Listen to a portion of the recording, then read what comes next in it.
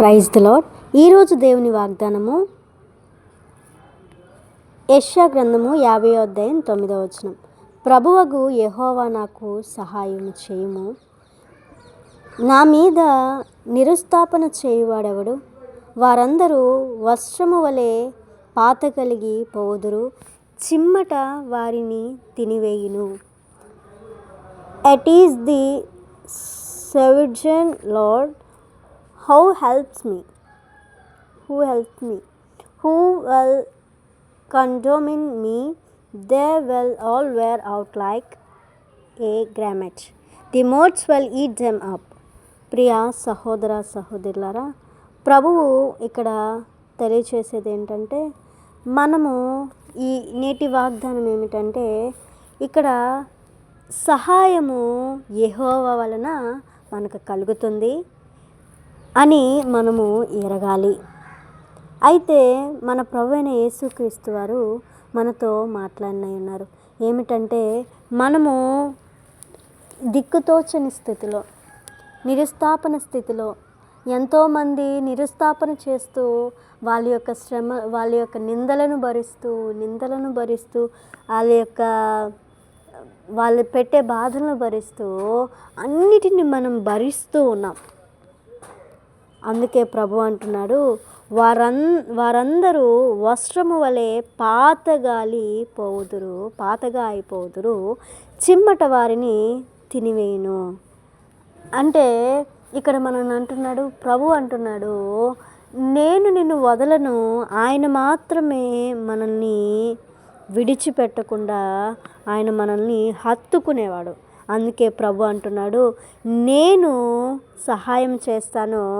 అదేవిధంగా నీ యందు నిరుస్థాపన చేయవాడు ఎవరు నీ యందు నిరుస్థాపన చేస్తున్నారో వారిని నేను దండిస్తాను, వేద్యమాడుతాను అన్నట్టుగా ప్రభు మనతో తెలియచేస్తూ ఉన్నాడు.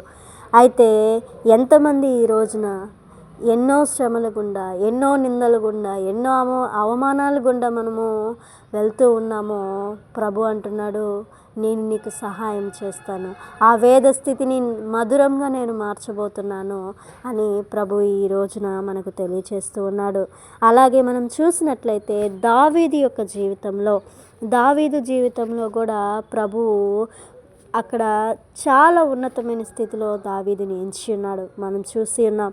అయితే దావీదు అన్నలు చాలా ఎత్తైన వారు, మంచిగా బలిష్ఠులు అయినా కానీ దావీదు అన్నలను ప్రభువు అంగీకరించలేదు.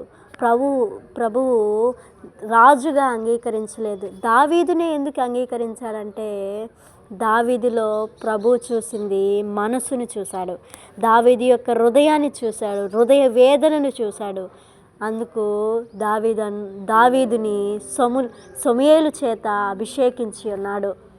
గనుక నా జీవితాలలో కూడా దావీదు వలె ఎన్నో శ్రమల గుండా మనం ప్రయాణం చేస్తున్నామేమో, ఎన్ని నిందల గుండా మనం వెళ్తూ ఉన్నామేమో, మన గురించి ఎంతోమంది వెగతాళి చేస్తూ ఉన్నారేమో, ఆ వెగతాలన్నిటినీ ప్రభువు నాట్యంగా మార్చబోతున్నాడు. ప్రభువు ఎంతో ఉన్నతమైన స్థితిలో ఉంచబోతున్నాడు. అందుకు మనం ఏం చేయాలంటే, ప్రభువుని అడగాలి. ప్రభువా, నాకు వేదన ఇది తండ్రి, నా దుఃఖం ఇది ప్రభువా అని మనం ఎప్పుడైతే అడిగి ఉంటామో అప్పుడు ప్రభు ఉన్నతమైన స్థితిలో మనల్ని ఉంచుతాడు, మనకు సహాయం చేస్తాడు. కనుక అట్టి కృప ప్రభు మనకి ఇవ్వులాగున మనం ప్రభువుని ప్రార్థిద్దాం. ప్రార్థన.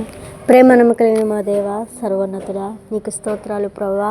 అయా తండ్రి, ఉన్నతమైన దేవుడు ప్రభువా, నీకు స్తోత్రాలు. నేటి దినాన్ని, నేటి వాగ్దానాన్ని మాకు ఇచ్చి ఉన్నావు, మీకు స్తోత్రాలు ప్రభువా.